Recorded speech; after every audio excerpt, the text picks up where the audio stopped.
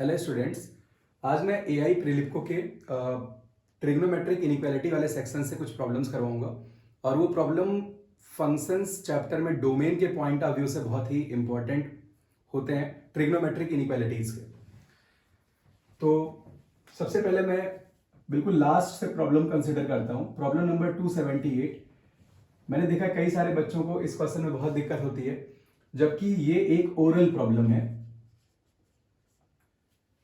I think आप 5 से 10 second में इसका आंसर डायरेक्टली कर सकते हैं। तो प्रॉब्लम क्या है? If 2 raise to the power 1 upon cos square x square root of y square minus y plus 1 है यहां पे, is less than equal to 1। You have to solve this problem. तो आप यहां पे 1 अपॉन कॉस स्क्वायर एक्स को sec square x लिख लीजिए, और यहां पे अगर मैं method of completing square use करूं तो ये 1 वाई माइनस 1/2 का होल स्क्वायर प्लस 1/4 लिखा हुआ है, लेस देन इक्वल टू 1। यानी फर्दर अगर यहां पे मैं प्रोसीड करूं तो मैं लिख सकता हूं स्क्वायर रूट ऑफ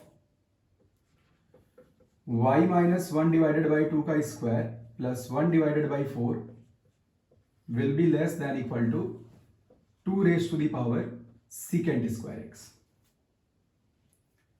अब मैंने कहा ये ओरल प्रॉब्लम है, यानी आपके सामने ये क्वेश्चन लिखा हुआ था, आप इस स्टेप पे डायरेक्टली पहुंच सकते हैं। ये बस मैं आपको एक्सप्लेन करने के लिए लिख रहा हूं। secant स्क्वायर x की जो लीस्ट वैल्यू होती है 1 होती है।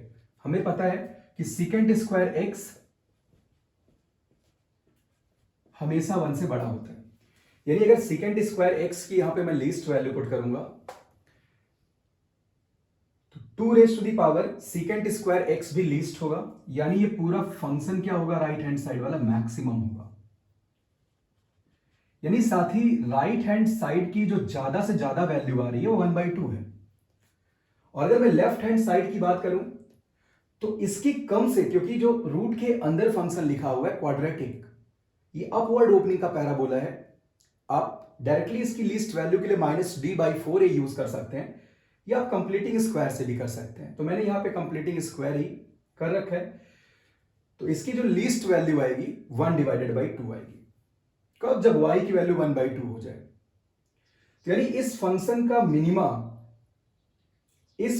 का जो मिनिमा है वो राइट हैंड साइड के मैक्सिमा के साथ कोइंसाइड कर रहा है। मतलब अगर मैं ग्राफ के टर्म में बात करूं तो इस फंक्शन का इसका जो मिनिमा है राइट हैंड साइड के मैक्सिमा इसके अटमोस्ट वैल्यू के साथ कोइंसाइड कर रहे हैं। यानी इक्वालिटी तब होल्ड करेगी जब सेकेंड स्क्वायर एक्स क्या हो जाए, 1 हो जाए, तभी इसकी मैक्सिमम वैल्यू 1/2 हो पाएगी। और साथ ही सेकेंड स्क्वायर एक्स 1 कब होगा? जब एक्स की वैल्यू n हो जाए, और y की वैल्यू ऐसे केस में क्या हो पाएगी, 1/2, ताकि लेफ्ट हैंड साइड का मिनिमा है। तो इसका एक ही ये पॉसिबल सॉल्यूशन था, x = n एंड y = 1/2। इससे जस्ट सेकेंड लास्ट प्रॉब्लम देखते हैं, ट्रिग्नोमेट्रिक इनइक्वालिटी प्रीलिप्को का second last problem 277 number problem.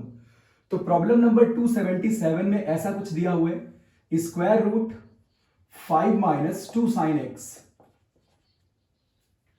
और इसकी वैल्यू बड़ी होनी चाहिए 6 sin x - 1। यहां पे ज्यादातर बच्चे क्या गलती करते हैं, इस प्रॉब्लम को देखते ही रूट हटाने के लिए स्क्वायरिंग कर देते हैं। बट यहां पे स्क्वायरिंग करना क्यों गलत होगा? क्योंकि भाई अगर मैं ऐसा लिखूं कि 2 - 5 से बड़ा है, आपको इसमें कोई डाउट नहीं है। लेकिन जैसे ही आप स्क्वायरिंग करेंगे तो यहां पे इनइक्वालिटी का साइन रिवर्स हो सकता है। तो वैसे ही 6 sin x - 1 निगेटिव होगा, और उस निगेटिव का स्क्वायर लेफ्ट हैंड साइड से बड़ा हो सकता है। तो इस वजह से स्क्वायरिंग अवॉइड करेंगे। तो यहां पे बचने का तरीका यही है कि आप लेफ्ट हैंड साइड का ग्राफ बना दो, और इसका ग्राफ बना पाना बहुत ही आसान है। तो x = 0 पे इसकी वैल्यू, या मैक्सिमम से स्टार्ट करते हैं, x = -π/2 पे अगर चेक करें तो इसकी वैल्यू √7 होगी।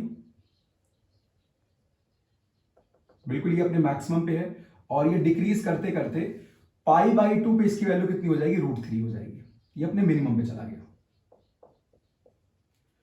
और वापस अगर मैं पाई पे आऊं तो 0 पे इसकी वैल्यू √5, पाई पे वैल्यू भी फिर से √5 हो जाएगी।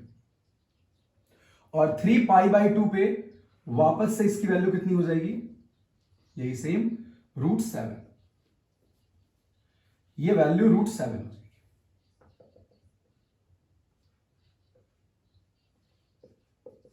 यानी आप ये कह सकते हैं कि लेफ्ट हैंड साइड का जो रेंज है that will be from √3 to √7। अब राइट हैंड साइड का ग्राफ मैं बनाता हूं। तो राइट हैंड साइड वाले ग्राफ में x = 0 पे इसकी वैल्यू -1 है, और ये sin x = 1/6 पे 0 हो रहा है, यानी x = sin इनवर्स 1/6 पे, यहां कहीं पे 0 होगा। π/2 पे इसकी मैक्सिमम वैल्यू आ रही, दैट इज 5, यानी ये बढ़ते हुए अपने मैक्सिमम की तरफ जा रहे हैं, 5 की तरफ। फिर वापस अगर मैं पाई की बात करूं तो पाई कुछ यहां पे है, पाई पे फर्दर इसकी वैल्यू बिल्कुल -1 की तरफ चली जाएगी इधर।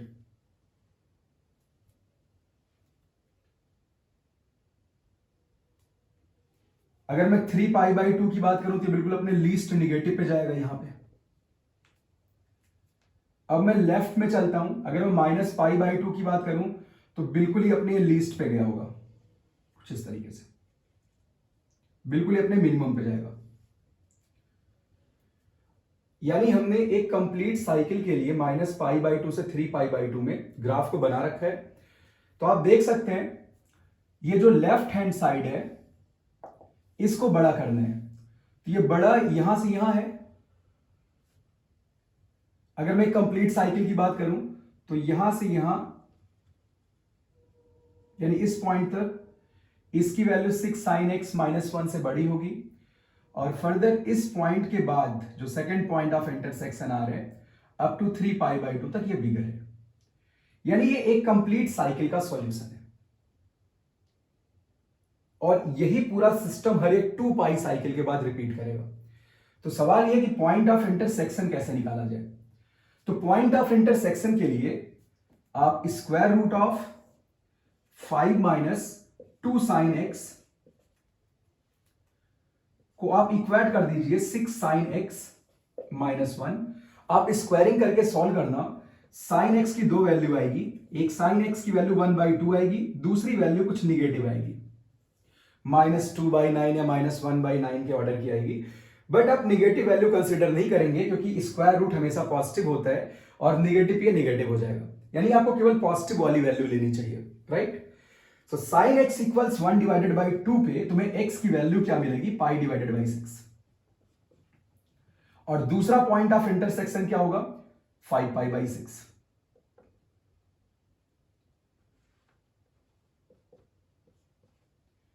तो आप देख सकते हैं ये वाला जो फंक्शन है लेफ्ट हैंड साइड वाला बड़ा कब है, -π/2 से π/6 में इसकी वैल्यू इस ग्राफ से बड़ी है, और फर्दर 5π/6 से 3π/2 में फिर से ये इससे क्या है, बड़ा है। तो यानी यहां पे सॉल्यूशन हम लिख सकते हैं x belongs to -π/2 close to π/6 close union 5π/6 close to 3π/2। और जनरल सॉल्यूशन के लिए आप इसी में क्या ऐड कर देंगे, सब में 2nπ, राइट। अब एक और प्रॉब्लम यहां पे देखते हैं। तो आप इस तरीके से इसका सॉल्यूशन प्रिपेयर कर सकते हैं, यानी यहां पे जो ग्राफिकल टेक्निक होती है आपको अननेसेसरी कैलकुलेशन करने से बचाती है।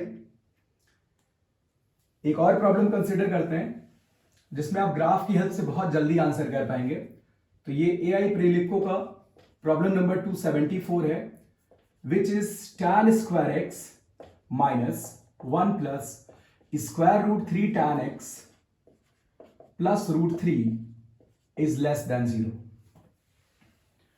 तो यहां पे भी अगर आप ग्राफ का यूज करते हैं तो आप देखते ही इस प्रॉब्लम का आंसर कर पाएंगे। आप फटाफट इसे फैक्टराइज कर लीजिए। तो फैक्टराइज करते साथ ही आपको इसका one of the factor tan x minus root three मिलेगा और सेकेंड फैक्टर इसका tan x माइनस वन होगा जो कि 0 से छोटा है. So after solving this inequality, you can write tan x is greater than 1 and less than square root 3. और अब मेरा यहां पे बिल्कुल स्ट्रॉन्ग रिकमेंडेशन है, आप ग्राफ का यूज करें, आप चाह के भी गलती नहीं कर सकते हैं. तो आप माइनस पाई बाई टू से tan की साइकिल पाई की होती है, इसका ग्राफ आप बना लीजिए. तो tan कुछ इस तरीके से दिखेगा. tan x 1 से बड़ा